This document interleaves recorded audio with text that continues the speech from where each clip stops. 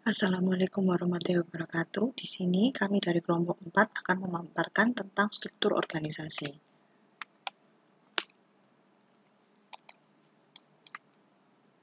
Yang pertama adalah struktur organisasi yang efektif. Implementasi strategi yang berhasil sebagian besar bergantung pada struktur organisasi primer. Struktur organisasi membantu mengidentifikasi kegiatan kunci perusahaan dan cara kegiatan ini dikoordinasi untuk mencapai tujuan strategi perusahaan.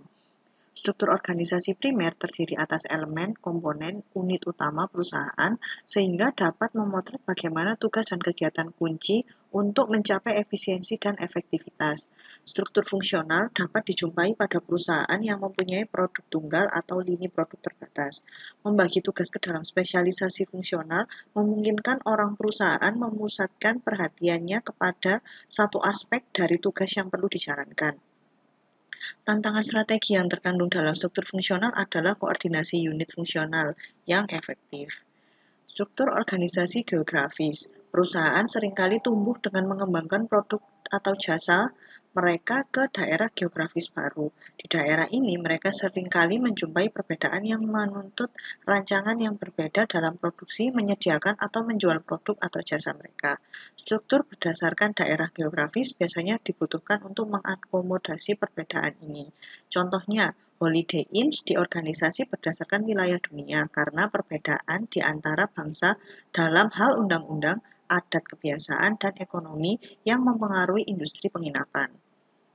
Untuk memenuhi tuntutan koordinasi dan pengambilan keputusan yang semakin berat yang disebabkan oleh bertambahnya keragaman dan ukuran, dan struktur organisasi divisi merupakan bentuk yang paling sering dipilih.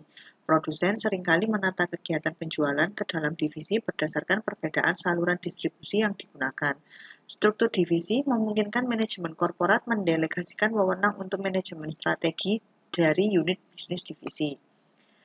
Struktur organisasi divisi untuk memenuhi tuntutan koordinasi dan pengambilan keputusan yang semakin berat yang disebabkan oleh bertambahnya keragaman dan ukuran, dan struktur organisasi divisi merupakan bentuk yang paling sering dipilih. Produsen seringkali menata kegiatan penjualan ke dalam divisi berdasarkan perbedaan saluran distribusi yang digunakan. Struktur divisi memungkinkan manajemen mendelegasikan wewenang untuk manajemen strategi dari unit bisnis. Struktur organisasi sederhana. Dalam perusahaan bisnis terkecil, biasanya terdapat struktur di mana terdapat seorang pemilik dan biasanya beberapa karyawan dengan pengaturan atas tugas, tanggung jawab, dan komunikasi yang bersifat sangat informal, serta dapat dicapai melalui supervisi secara langsung. 5 Basic Primary Structure Organization. Yang pertama, functional structure. Ketika penjualan meningkat, organisasi umumnya mengadopsi struktur fungsional. Struktur ini mengkelompokkan karyawan ke bidang fungsional berdasarkan keahlian mereka. Grafik yang mengikuti menunjukkan struktur fungsional dengan garis yang menunjukkan hubungan pelaporan dan otoritas. Struktur fungsional memungkinkan tingkat spesialisasi yang lebih tinggi dan keahlian domain yang lebih dalam daripada struktur sederhana. Spesialisasi yang lebih tinggi juga memungkinkan pembagian tenaga kerja yang lebih besar. Meskipun pekerjaan dalam struktur fungsional cenderung khusus, dikoordinasikan terpusat oleh CEO, seperti gambar di bawah ini. Contohnya, ada CEO yang mempunyai 5 bagian divisi. Yang pertama, Human Resource, Finance and Accounting, Sales and Marketing, Research and Development, and Operation. Tujuannya dibagi untuk functional structure adalah mengetahui bagian-bagian mana yang karyawan itu ahli. Misalnya orang ahli dalam bidang Human Resource, maka dia akan ditaruh di divisi Human Resource. Yang kedua yaitu product structure. Perusahaan dengan lini produk yang beragam sering menyusun berdasarkan produk atau layanan. Misalnya perusahaan menyusun 6 divisi khusus produk yang didukung oleh 6 divisi layanan terpusat. Divisi produk bekerja dengan baik di mana produk lebih teknis dan membutuhkan pengetahuan yang lebih khusus. Jenis struktur ini sangat ideal untuk organisasi dengan beberapa produk dan dapat membantu mempersingkat siklus pengembangan produk.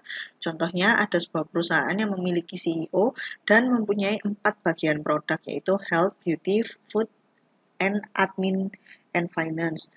Di setiap divisinya, mereka mempunyai struktur sendiri yang sesuai dibutuhkan dengan keinginan perusahaan itu sendiri.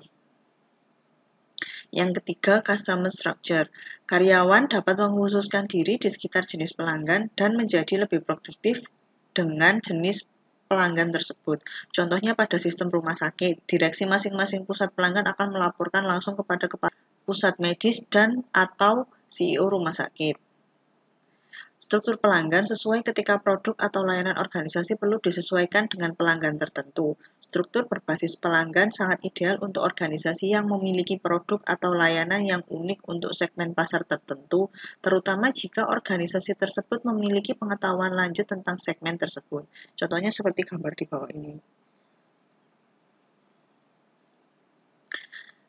Geography structure. Penataan geografis melibatkan kegiatan pengelompokan berdasarkan geografi, contohnya dalam divisi Amerika Latin. Penataan geografis sangat penting jika selera dan respon merek berbeda di seluruh wilayah karena memungkinkan fleksibilitas dalam penawaran produk dan strategi pemasaran.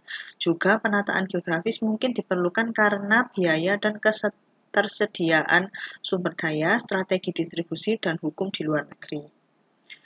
Contohnya adalah McDonald's terkenal karena struktur geografis dan strategi dilokalisasi untuk preferensi makanan. Jenis struktur ini paling baik untuk organisasi yang perlu berada di dekat sumber pasokan atau pelanggan.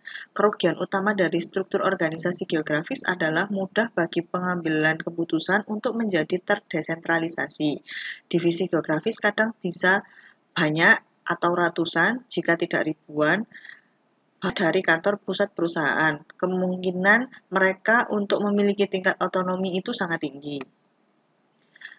Matrix organization. Apabila dua dimensi sangat penting, perusahaan akan menggunakan struktur matriks. Karyawan dapat diatur sebagai dengan produk dan geografi, misalnya memiliki dua bos. Gagasan di balik jenis struktur matriks ini adalah untuk menggabungkan manfaat dan struktur geografi dengan struktur fungsional, responsif, dan fokus terdesentralisasi. Keuntungan dari struktur matriks adalah dapat memberikan fleksibilitas dan pengambilan keputusan yang lebih seimbang karena ada dua rantai komando. Kerugian utamanya kompleksitas dan menyebabkan karyawan bingung karena setiap divisi mereka mempunyai CEO masing-masing. Memilih struktur primer yang sesuai untuk strategi yang berbeda. Yang pertama yaitu kondisi strategik, faktor produk dan pasar, dan variabel kunci lain. Contohnya ada produk komoditas, jumlah produk dan jasa sedikit, keterkaitan yang erat antara produksi dan pasar, perlu fokus ke kriteria efisiensi, reduksi biaya, atau skala. Strateginya menggunakan ekspansi volume atau pertumbuhan horizontal. Nah, struktur primer yang digunakan adalah organisasi fungsional, spesifikasi proses, dan organisasi geografi dengan administrasi terpusat. Yang kedua, kondisi strategik dengan kondisi prospek penambahan produk baru yang mempunyai keterkaitan produksi dan teknologi. Sebagian besar kapasitas produksi baru diserap oleh produk lama atau baru. Strategi yang digunakan adalah ekspansi geografis dan struktur yang digunakan ditambahkan struktur fungsional yang lebih canggih, biasanya tim koordinasi khusus, dewan perencanaan, staf. Yang ketiga yaitu jumlah produk atau jasa yang besar, keterkaitan produksi yang rendah, keterkaitan pasar rendah, kelebihan kapasitas produksi, ada sumber daya yang menganggur, perlu menekan biaya koordinasi. Strateginya menggunakan diversifikasi produk. Struktur yang digunakan adalah organisasi multidivisi, spesialisasi berdasarkan produk pelanggan atau wilayah geografis, unit usaha strategik, unit yang otonom dan lengkap. Kondisi yang keempat yaitu memerlukan fokus berganda produk dan fungsi, kelangkaan sumber daya dengan peluang untuk fertilisasi silang atau sinergi di keseluruhan produk atau proyek, ketidakpastian tinggi, kompleksitas, interdependensi, bertambahnya kebutuhan untuk memproses informasi lebih. Strateginya menggunakan ekspansi geografis dan strukturnya yang digunakan adalah organisasi matriks. Role of the CEO. Peran CEO dalam merumuskan strategi membuat mereka amat penting bagi implementasi strategi. Yang pertama, mereka menginterpretasikan strategi, bertindak sebagai penilai terakhir.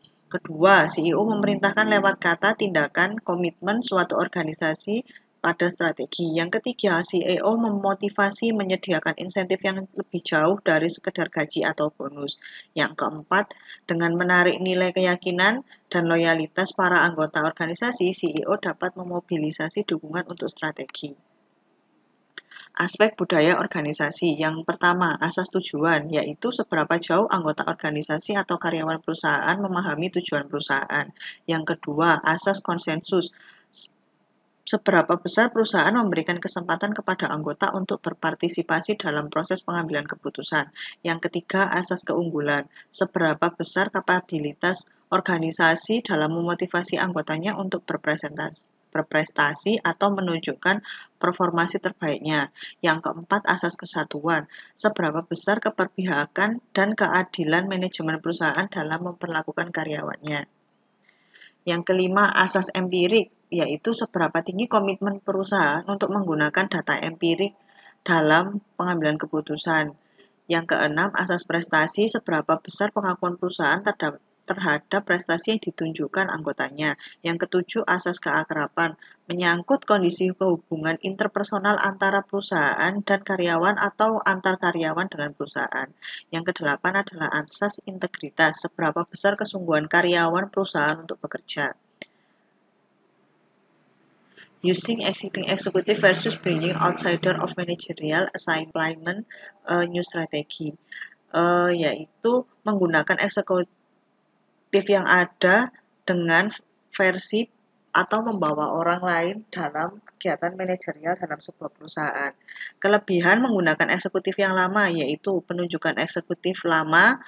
Eksekutif lama sudah mengenal karyawan, pabrik, dan kondisi yang ada. Yang kedua, kualitas pribadi eksekutif lebih dikenal dan dipahami oleh rekan-rekan.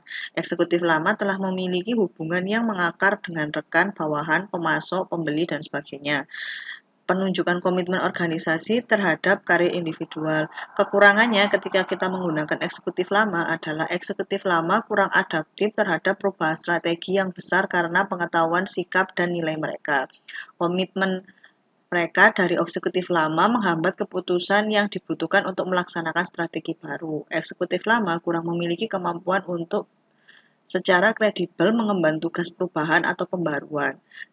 Kelebihan ketika kita menggunakan eksekutif baru yang dari pihak luar, bukan dari pihak perusahaan.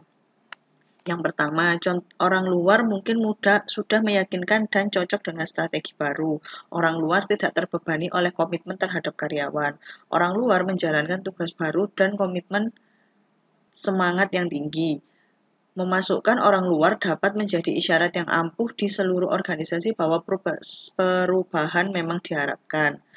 Kekurangannya ketika membawa eksekutif baru adalah memasukkan orang luar seringkali mahal dilihat dari segi kompensasi dan waktu yang diperlukan untuk belajar bekerja sama. Calon yang cocok dalam aspek yaitu pengalaman yang bersama mungkin tidak ada. Akibatnya pemilihan lebih berdasarkan pada kompromi. Ada ketidakpastian dalam menyeleksi orang luar yang tepat. Biaya moral terjadi bila orang luar mengambil posisi yang diinginkan beberapa orang dalam. Masalah apa yang harus dilakukan terhadap orang lama. Demikian presentasi dari kelompok 4. Apabila ada kekurangannya kami mohon maaf. Terima kasih.